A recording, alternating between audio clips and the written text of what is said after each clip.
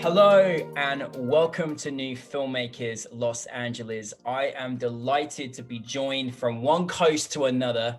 Vatic and Julia with their fantastic movie, Driving While Black Magic. Now, I just want to add that I'm grateful that we can do this in this virtual experience, and hello to Rhode Island.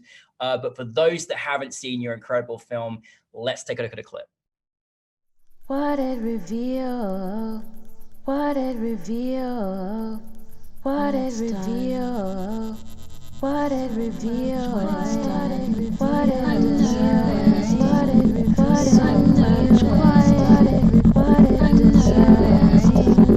so much quiet. Thank you for both being here right now. I want to give you a big hug because that's how I feel about your film and how wonderful it is to have at New Filmmakers LA. But for those that haven't seen it, tell us a brief synopsis of your film. It is a story about a woman who lives in the alternate near future of Providence Plantations and her commute home one night. It was amazing because this world you took us in, you took us into this world that was, it was unbelievable. Like it was a new experience that I've never seen. I love what you created for us. As hard as it was to watch the content and the fantastic performance by your lead. I'm just curious before we get into all of that, where did the inspiration come for you in creating this wonderful film? Yeah, so I met Vatic. I think it was the beginning of 29. Was it 2019? Like the beginning of 2019? Yeah. Yeah. It's just like it just all happened very quickly. We met by chance at an art show. We both, are artists who are in Providence, who we had mutual friends, and we both make art that's immersive and weird and also anti-racist. And we just, he showed me this play that he had written, A Furtive Movement, The Use of Farce. And the first scene really jumped out at me. I mean, the whole play, Vatic builds universes. And so that's why, that was so great to hear that you're like, oh, I want to feature, is because it's a whole universe. The play is the first act. The film is the first act of this play. And so, yeah, it just was so cinematic. I was like, let's adapt this for the screen and collaborate on a short together. Wow. And I'm glad you found each other. From your perspective, Vata, obviously it's lovely when you find someone that you're like, yeah, this is the person I want to work with on my project. How was that experience for you? For me, it was great, working with Julia and having like a fresh pair of eyes on a thing that was like a theatrical immersive experience, and then saying, okay, we're going to take like the shortest scene from this whole big, like 2-hour piece of work and really focus in on it. So like when we were doing the theatrical performance, it's like, it's kind of cheesy to have somebody driving and we're going to pretend that. So it was like, we did that through animation. We did it through comic strip and did a projection of it. And so to have this piece now, it was beautiful to have Julia just shepherding the work and bringing folks together to just immerse us into a world in another way. And it just shows that in this moment where we're not able to come together and I couldn't bring a cast of 20 people together to do a theatrical thing, we're still able to share that story that was written, 5 years ago or something like that, right? We were still in the Obama administration when I originally wrote the story. And so now having this piece in this time, it just means so much. You firstly, Vatic, you are amazing at creating universes, as Julia mentioned as well. I'm glad I said it because you really are. You took us into a world, and there's nothing better than to visually, as an audience member, to be taken into something that is just amazing and that we've never seen before. So, well done on that. It certainly worked for me. The content of the actual story. Goodness me, what a fantastic lead actress that you, she was just incredible. And just the whole, world that she starts in, and just in the car. I was just getting chills watching it throughout. Tell us a little bit more about how you brought your cast together. and a little bit how going into that, how you kind of were able to kind of create this world, because it's certainly different from a context of a play to creating it on screen. Yes, I just want to say shout out to Clotilde Horn. She is incredible. And we both knew her, and we were both like, we want Clotilde. Like that. I think that's how, I mean, I don't know. I think, yeah. And Becky Bass, who did the voice of Obey. She's just so remarkable. So, I don't know, Vatic. I mean, do you agree? I feel like we both were like, yeah, I think it should be Clotilde. I mean, Providence is small. Providence is small, and like we both knew Clotilde, and it was like we were just meeting each other, and you had already had a relationship with her, and she was in the MFA program at Trinity Rep. And I was like at the time like doing a commission, like a theatrical commission for Trinity Rep, and so it just kind of made sense to have Clotilde. And from the original cast, Obey, Becky Bass was already in that role. And so we just used folks that we were already connected with. You know, originally when we were inspired by the story and the content, it was like just like kind of pulling people together that had an inkling to want to do stuff. So a lot of people in my original cast were like poets or singers and things like that. And then Clotilde was like a person who like was able to like take the stuff so like that we had built from that theatrical and then just like add so much to it and just like doing so much with like no words, you know what I'm saying? So like the piece is like, you know, we just had conversations and really talked about it, and we were in the middle of the night really, you know what I'm saying? And like off screen we're hanging out, burning sage and all this other stuff, and like just hanging out and talking and like building like a deeper relationship. But I saw Clotilde in Black Odyssey, which is like an amazing play, and she just like, you know, stole the show in every scene, you know what I'm saying? She was a steal scener, you know what I'm saying, a scene stealer. And so it was just like a no-brainer to like reach out to her, and she was available for it. And we shot everything in that weekend, and then she flew, you know what I'm saying? She flew to California the next day, like right after the shoot. Clotilde, like she it's just, there's so much within, without even any words, just with her expression and the energy that she gives, and just even the backstory you feel in that given moment with her, it's just mesmerizing. It really is. And you know, I want to say, I mean, in terms of the writing, it was spectacular, mixed with, you know, Obey's voice, which is just an amazing voice. I wish she could spiritually heal me. Goodness me, she has such a wonderful voice. You know, I do love this, you know, that I think you've got such a wonderful poetic style of writing, and it's so poignant and so clear, and it's so brilliant. Like, you know, for you personally, you know, as a writer and working with Julie as your director, like, what did you kind of want your audience to take from this particular part? Because I know it's part of something much larger. Yeah, what I'm working to do is it's a flashback, you know? So like the play takes place like 5 years after that, and we're dealing with the aftermath of that situation, right? And so like this is, you know what I'm saying, a flashback in the standpoint of the play. And so like in the play, I'm trying to like just set up this idea that there's this danger and there's this magic and there's like power with words. And like, I want to use poetry in theater in the same way in movies you're using special effects. So my art is the special effects, you know what I'm saying? So like when I'm doing work with folks, I'm really looking to like, you know, expand that. And with the language, there are times when poetry will flow out of someone's mouth when it's like an enhanced moment. And so like in that story, I was trying to create something that was not going to re-traumatize folks who have been through things, right? And so this particular scene is like a scene where a person is hurt and harmed, and there's like, you know what I'm saying, a loss in this relationship that leads to something larger, and the character suffers from you know what I'm saying, post-traumatic stress from this situation. And so the woman, you know what I'm saying, Nadej, she wants to heal her partner. And so like, that's what the story of, you know what I'm saying, a furtive movement is really about. It's about her trying to take this magic to heal her partner so that he can get back on his feet. Because at that moment, he's so afraid of the world, he can't go outside and experience white supremacy anymore. Oh, captured it. I feel like I got tears in my eyes just going through your film again in my mind. It's beautiful. Julie, it must be a wonderful experience when you got a poetic script to work with and so much depth to it in a short film. How is your process like, working with your actors, like obviously something that is so emotional and so personal. What's your process as a director? How do you work with your actors in this particular instinct?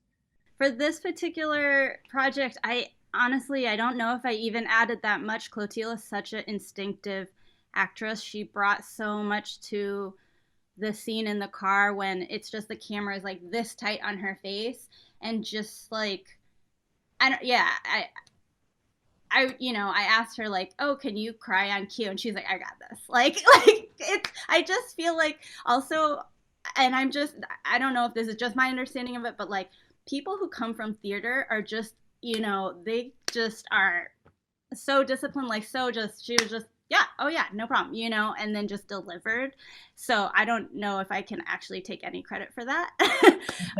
But in terms of shaping the story and the visuals and the art direction, like that definitely, I feel like that I was able to be really creative with Vatic's words and trying to transpose like even really big ideas, like the idea of purgatory, which is very loosely touched on. I don't know if it comes across in the film, but that was a major theme of the play, and that trying to show that subliminally was extremely exciting and a wonderful challenge as an artist. Mm-hmm. Oh, wonderful. And, Vatic, kind of full circle, as you mentioned, like, you started writing this during, during the Obama administration. And then, obviously we've had a kind of turbulent time in more recent years, not that the things have gone away, but, bringing it back into full circle in this time, is that been quite a sort of interesting experience for you in the journey of this film to sort of bring it to this particular moment in time? Yeah, it's been like quite a journey, to go from that, because like I was able to write it in that time, and it was like it wasn't so like such a dire feeling, like it wasn't so traumatic in that moment. Like there was trauma that was happening, like you have Mike Brown dying, like Trayvon Martin, all of these things that was like in certain ways, like to steal the term, but radicalized me, radicalized generations of folks. Mm-hmm. And to see that a person that looks like me and like has swag similar to uncles that I have, right, he can stop it, or wasn't willing to stop it, or whatever it is, right? Like we know that Donald Trump broke so many norms, right? But like it's where we're all like kind of like conditioned in certain ways that we need to like follow a certain way of how things are. And so for me, when I was writing it, I was trying to write a comedy that dealt with Black Lives Matter, right? And so I wanted to write it as something that was going to be a relief for folks. And the way that the play really originally was staged was an immersive experience where folks would come in and they would be going through like this middle passage type of situation where they're experiencing like several microaggressions. Mm-hmm. So like the first person who takes your tickets doesn't talk to you, you know what I'm saying? And like, then you go through like all these different things and we're poking at you. And for me, it was like, I don't want to write about my pain and like me, all the tears and pain that I was dealing with and have a Trump supporter or whoever, like show up there to laugh at it. So I wanted to like set up a situation where people would like, self-isolate themselves and not come into the space. And, throughout that experience, there was only, one or two people who left, One of them just so happened to be like a newspaper writer who's like, well, I never, so it was what it was. But like, that is where the work was from. And so in this moment, it's just like, it's like a great celebration to like, have that work be there and able to like come back to it, engage with it and enhance. Oh, Thank you for sharing that, because you know it's you know it's a lot when you're releasing your film, baby, but it's tough when there are you know things going on in the world that are, you know it's so personal. And I just want to say, like, I honestly think that that moment, as you mentioned, Julia, the moment that will stick in my mind forever. That moment in the car was it must feel good as a writer and as a director when they just get it. Like it's just pinpoint, like perfect. Like that performance was perfect, sadly perfect and sadly accurate, but perfect. What does that feel like when you've written a script and you're directing? You're like, this is it. This is that moment. Yeah, we got it. Like that must be a good feeling. Definitely. I mean, it was I mean, when we were filming it, it was just me and my DP, Kat Castro, who is an amazing friend and cinematographer. Um, us in the back of the car seeing it, and Clotilde, and yeah, after that take, it was like, yeah, you know, like it brought tears to my eyes, you know what I mean? So that it felt amazing in that way. I have, like, touching on the timeliness of the film and how and what it meant when it was being filmed, written and filmed, and then when it came out, I think it came out in its first, it got accepted in its first festival during the uprisings this summer. So I think, yeah, I think that it is painful to watch. And I honestly, like, give people, even though there's not violence on screen, I give people a trigger warning because it is really painful. And yeah, I don't know, it's a hard film.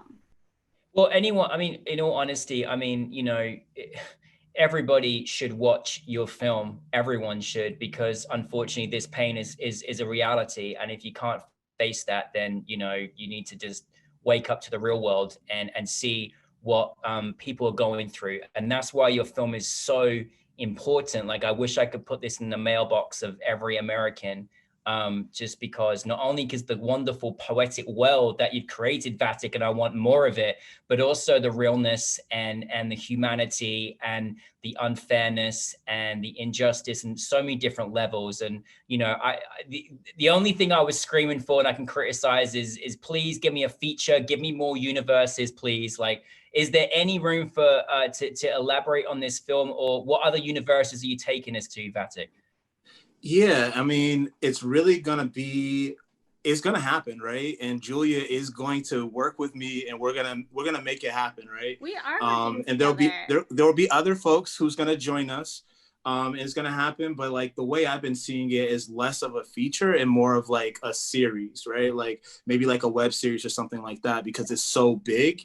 And the way that I wrote it was like vignettes, like almost like Dave Chappelle, and thinking about the main Dave Chappelle character being a person or like an amalgam of souls that were, you know what I'm saying, victims of state violence, right? And so like that's the narrator, who's the Dave Chappelle, that's sending us to these different sketches that are people who are dealing with, you know what I'm saying, something that was sparked by their death, right? And so it's like this story with Nadej, and then there's the story with like Obey, and you know, she's almost like like Oprah, but she has actual powers, right? Like she can actually heal people. And then there's like, you know, some other different characters who are dealing with things. There's a person who's a documentarian who wants to film a person that is going to be a victim of police violence. So that means he's doing casting calls for people he thinks going to get shot by police so he can give them body cameras. So it's like, there's like some really weird things that happen in the universe as we move through it. But the thing that we share with the audience at the beginning is that no people die in the actual thing, which in my opinion doesn't make it a tragedy. It makes it a comedy. That's how they taught me in elementary school, right? I'm excited for this series. You have to make it. I'm ready. I'm your first person in line. This is exciting. I'm very, very exciting. I'm glad, and listen, it's so wonderful when you found a good, you know, a good collaborative team and an extension of your family. I'm sure will grow in the making of this series too. I'm just curious, because obviously I know in this virtual experience, but you know, I want to know what's the reaction been like for you both in this film thus far? Great, good feedback. A lot of people ask, you know, because I think it's weird, you know, it's a strange experience. It's very immersive. But to me, it's just the parts that are so absurdist are just our real world, you know, even to the fact of the name Providence Plantations. That was something that on this ballot in November we voted on. Can we change that? So that's real, you know, and so, you know, those legacies of slavery and celebration of white supremacy is just our reality. But when you put it with really strange music and immersive and like all these symbols and repeated imagery, it feels sci-fi or absurdist or you know, horror. And it's just like, that's just her regular day, you know. All those things that happened to her are completely realistic, like hyper realistic in a lot of ways. And so I think that part is the part that's really stomach twisting and makes it, yeah, it's a hard. I haven't watched it a lot lately, whereas I have seen it so much, you know, when I was editing it, like all that, like obviously that, but yeah, it hits different, I think. Well, the saddest part is that Vatic's what he wrote, and I can completely with you on that, Julia. But the saddest part of what Vatic wrote is that, you know, the way that we were heading, this absurdity could have been a reality. You know, what the world that you created in years to come, and that's why the importance of voting, like you said, and all those things, like. My goodness. So, you know, but I just want to, I could chat to you both for hours. I love hearing you both, and I can't wait to see more of your stuff. But I just want to close. We do have a filmmaking audience, and you've given such, you know, wonderful words to us. But is there anything that you could share with our filmmaking audience that you go by, where you could sort of, you know, anything that you kind of go by to help you support you on your journey as creative artists? To me, I think that just like remembering that art is ritual, and like any type of art that you're creating, that it needs to be building you up spiritually and not tearing you down. So when it becomes transactional, right? So like it was very stressful to make a play with 20 people and make sure everybody gets paid and all this other stuff, right? So it's going to be stressful, right? And if someone drops out, you know what I'm saying? Like they're still human beings, right? And we can't throw people away just because we're not creating art. So I think that everybody needs to like hold on to that. And that's the thing for me that helps me to create art that I'm interested in and that is transforming our world like structurally, right? Like voting is great, but organizing, you know what I'm saying? We as artists are organizers, and there was a whole community of people who got the name of Rhode Island changed from Rhode Island and Providence Plantations, right? And it wasn't the first time it's on the ballot. So remember, ritual and art is part of a conversation how we can change the world. What about you, Julia? What is some advice you offer? My advice is believe in yourself, because there's people doing what you do, but worse, and they're getting jobs. So that is true. That is a true statement. You know? I just read that recently, and I was like, yes.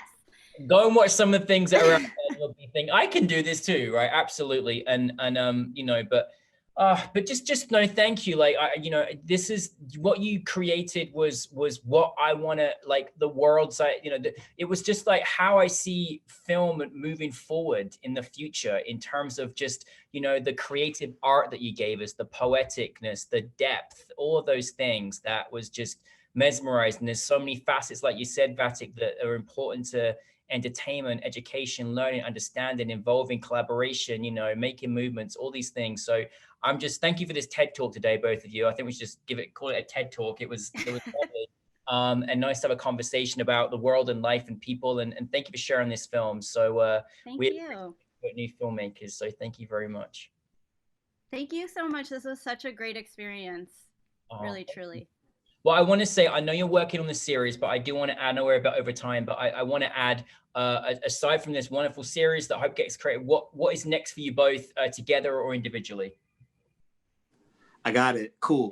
There's a bunch of stuff that we're doing, But I was just like, yeah, you're talking about the future. So like, we're going to be doing, this project is called Moral Documents, and creating a script right now is called Rites of Passion. And it's really looking at first responders. So if we're reimagining public safety, what are the alternative responders that we'll have in 2020? So Julia and me, a team of like Shay Rivera, you know what I'm saying, some other folks that we're going to be working with, we're going to be creating a 360 film where we're going to be immersing folks in a future Providence with alternative response. And we're working with a whole community of folks to like inform our process. And it is actually, we're doing it in collaboration with the city. So the work that we're going to be doing is going to be actually influencing the budget of 2022 here in Providence, Rhode Island.